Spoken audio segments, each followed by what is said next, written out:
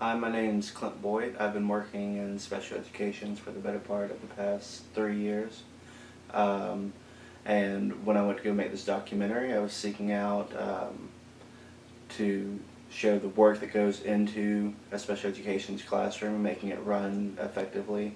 I went and interviewed two professional instructors, and they explained what goes into their job and how they go about making their classroom run effectively. So I currently teach at a high school in Nicholasville, Kentucky. I am an LBD certified teacher. And what that means is learning behavior and disabilities. So I work with students that have learning disabilities as well as behavior disabilities. It can be ranging from specific learning disabilities in reading, math, and writing, all the way to autistic, or dyslexic, or the variation of disabilities is very wide when you work with LBD. So I am an MSD, which stands for Moderate Severe Disabilities. So my kids have anything from, I've had anything from moderate autism, severe autism. I'm at the high school level, and that means we're working towards transition. What are they going to do for the rest of their life after high school?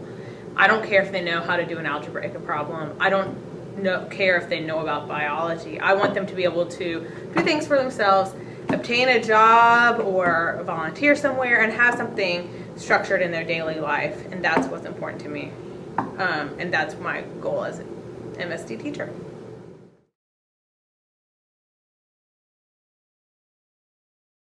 So I definitely think it's best to mainstream as much as possible. I think a resource setting brings out immature students and allows them to be around students that don't give a good example. I think is the best way to put that. And if managed well with a general and a special education teacher, can be a collaborative setting, can be the best solution.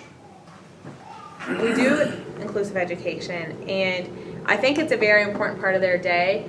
And the main reason I choose to do inclusive education is, well, one is law, and two is that that's where they learn their social skills. And I've already said that social skills are one of the most important things that we do at school for my students. And my students don't necessarily pick up a ton in the general education classroom.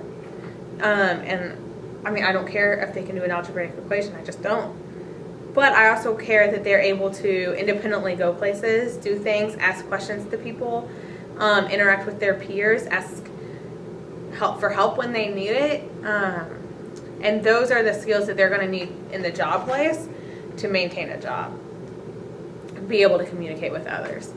So that's the most important part of inclusive education.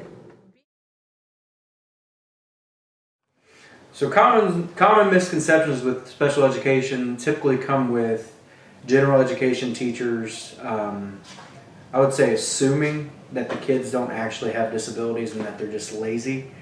And they don't understand what truly goes into diagnosing a kid and giving that student an IEP. And I think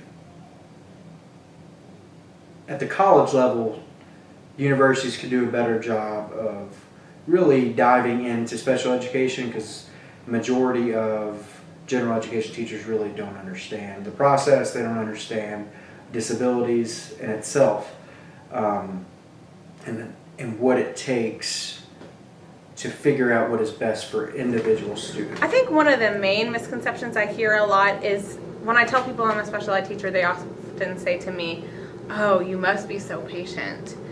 But I don't think patience is what it takes. I think by saying, "Oh, I must be so patient is implying that my students need patience to be dealt with. But I don't believe it's that way. I think in my profession, I need to have the determination that my students are going to have equal rights and they're going to be able to access the curriculum or any job they want the same as any other student. And I think that I need to be probably stubborn enough to have my students have the same equality as everyone else. And I don't think patience really has much to do with it. I think it's more of just being determined to help my students succeed. That's all it comes down to.